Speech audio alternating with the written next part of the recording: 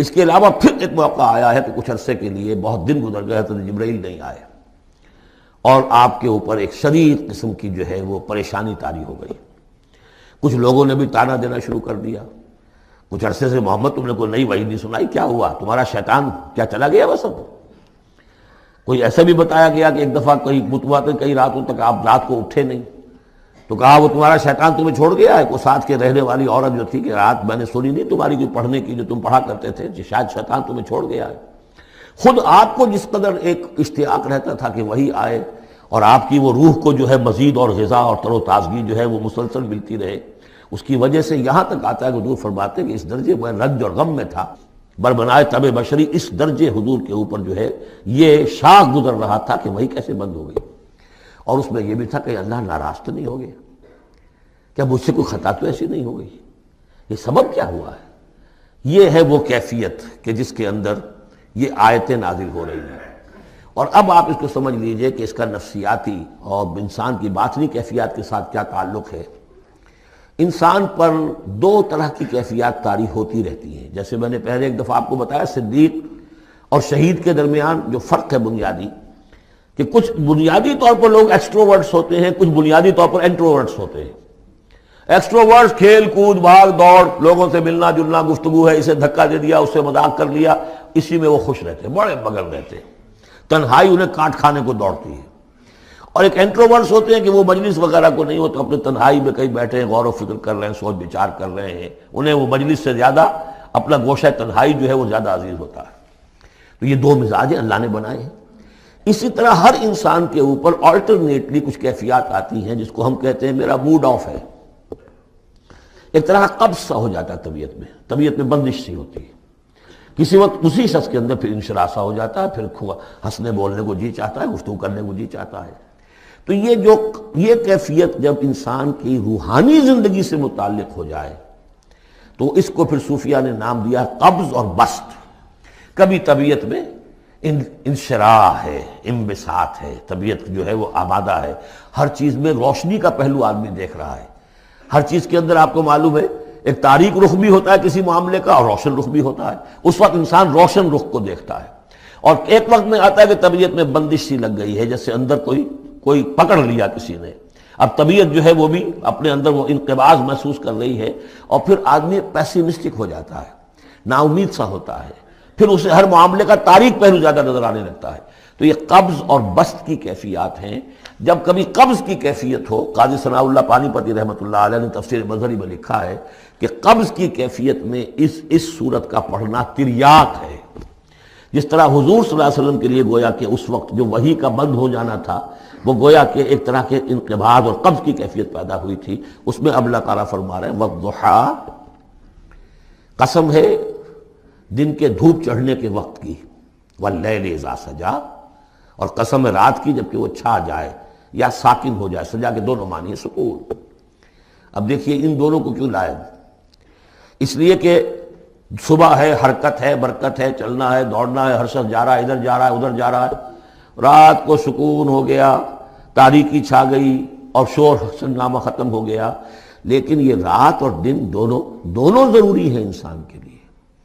یہاں کا نظام چلانے کے لیے اگر رات ہی رات ہوتی تب بھی یہ دنیا نہ چلتی، اور دن ہی دن ہوتا تب بھی نہ چلتا. تو رات بھی ضروری ہے. اسی طریقے سے نفس انسانی کے لیے کبھی کبھی قبض کا وقفہ بھی ضروری ہے. آپ اسے یہ نہ سمجھیں کہ اللہ تعالیٰ ناراض ہو گیا، یہ بھی ہماری تربیت کا ایک یوں سمجھیے کہ ایک جز ہے. ما ودعک ربک وما قلی، آپ کے رب نے آپ کو رخصت نہیں کیا ہے، نہ ہی وہ آپ سے ناراض ہوا ہے. وللآخرۃ خیر لک من الاولی، اور اس کے بعد جو وقت آئے گا اس قبض کے بعد وہ پہلی سے بھی بہتر ہوگا. اور میں حیران ہوتا ہوں کہ کیسے غالب نے وہ بات کہی ہے کہ جو بالکل ترجمانی ہے اس کی، رکتی ہے میری طبع تو ہوتی ہے رواں اور. یعنی یہ کہ جب میری طبیعت کے اوپر کبھی کبھی رکاوٹ سی آ جاتی ہے، اب شعر جو ہیں اچھے نازل نہیں ہو رہے، لیکن جب وہ رکاوٹ سے میں نکلتا ہوں، اس قبض سے نکلتا ہوں، رکتی ہے میری طبع تو ہوتی ہے رواں اور. اس لیے کہ اس قبض کے بعد جب مرحلہ آتا ہے انبساط کا اور انشراح کا تو وہ ایک قدم آگے ہوتا ہے. آدمی اس پہلی کیفیت سے ایک درجہ جو ہے اس کا بڑھ چکا ہوتا ہے. وَلَلْآخِرَةُ خَيْرٌ لَكَ مِنَ الْأُولَىٰ، یقیناً پچھلی ہر گھڑی، ہر ساعت اور ہر قبض کے بعد آنے والا انبساط آپ کے لیے پہلے سے اونچا درجہ لے کر آئے گا. وَلَسَوْفَ يُعْطِيكَ رَبُّكَ فَتَرْضَىٰ، ان قریب آپ کا رب آپ کو اتنا کچھ دے گا، اتنا کچھ دے گا، آپ کی محنتوں کے وہ نتائج سامنے آئیں گے کہ آپ راضی ہو جائیں گے۔ اب دیکھیے پچھلی صورت ختم ہوئی تھی وَلَسَوْفَ يَرْضَىٰ، یہاں ہے وَلَسَوْفَ يُعْطِيكَ رَبُّكَ فَتَرْضَىٰ، صرف ضمیر کا فرق ہے، کیونکہ صدیق پر وحی نہیں آتی، براہ راست خطاب نہیں کیا جا سکتا، وہاں وہ صیغہ جو ہے وہ غائب کا ہے وَلَسَوْفَ يَرْضَىٰ، اور چونکہ نبی وہ ہے جس پر وحی آ رہی ہے، براہ راست مخاطب ہے، تو وَلَسَوْفَ يُعْطِيكَ رَبُّكَ فَتَرْضَىٰ، آپ کا رب اتنا کچھ دے گا کہ آپ راضی ہو جائیں گے۔ اب یہ کہ اسی قبض کی حالت میں پھر اللہ تعالیٰ اپنے احسان جتا رہا ہے، اور یہ بہترین ہے۔ کبھی طبیعت پر ڈپریشن ہو اس طرح کی اور قبض کی کیفیت ہو تو آدمی یاد کرے کس کس مرحلے پر اللہ نے میری دستگیری فرمائی، کن کن مراحل پر اللہ تعالیٰ نے مجھے مشکلات سے نکالا، اس سے وہ حوصلہ بڑھتا ہے۔ اور اس کو بھی سمجھیے کہ اسی انداز میں علم یجد کا یتیماً فآویٰ، یہ سیرت النبی کے بڑے اہم حصے ہیں جو اس میں آ گئے ہیں۔ آپ کی پیدائش یتیمی میں، پوسٹیومس چائلڈ، باپ تو پہلے فوت ہو چاد آ گئے، اور وہ یعنی جو آپ نے دیکھا ہے ابتدائی زمانہ زندگی کا تو وہ یتیمی کا۔ علم یجد کا یتیماً فآویٰ، کیا اس نے اے محمد آپ کو نہ پایا کہ آپ یتیم تھے، پھر پناہ دی، آپ کے لیے بندوبست کیا، دادا کے دل میں جو شفقت ڈالی، پھر آپ کے تایا زبیر کے دل میں جو شفقت ڈالی۔ عبد المطلب کے بعد فوراً ابو طالب کا نام آتا ہے، حالانکہ یہ غلط ہے تاریخی اعتبار سے۔ عبد المطلب کے بعد کافی عرصے تک زبیر جو آپ کے تایا تھے وہ سرپرست۔ بہرحال اللہ تعالیٰ جو بھی کسی کے دل میں ڈالتا ہے، آخر ابو طالب کے دل میں محبت ڈالی تو کس نے ڈالی؟ وہ ہم پڑھ چکے ہیں سورہ طٰہٰ میں، وَأَلْقَيْتُ عَلَيْكَ مَحَبَّةً مِّنِّي، حضرت موسیٰ علیہ السلام کی موہنی صورت کے اوپر اللہ تعالیٰ فرماتے ہیں ہم نے اپنی محبت کا پرتو ڈال دیا کہ تمہیں دیکھنے کے بعد وہ قتل کرنے کے ارادے سے باز رہ گئے، ان کے ہاتھ شل ہو گئے، ایسی موہنی صورت، اسے قتل کر لیں۔ وَأَلْقَيْتُ عَلَيْكَ مَحَبَّةً مِّنِّي وَلِتُصْنَعَ عَلَىٰ عَيْنِي، یہ ہوا ہے۔ تو فرمایا علم یجد کا یتیماً فآویٰ وَوَجَدَكَ ضَالًّا فَہَدَىٰ، اور پھر جب آپ شعور کی پختگی کو پہنچے اور غور و فکر کا مرحلہ آیا، حقائق میں انسان کو سوچ بچار کا مرحلہ آیا، اور آپ کو دیکھا کہ آپ تلاش حقیقت میں سرگرداں ہیں، تو ہدایت دی۔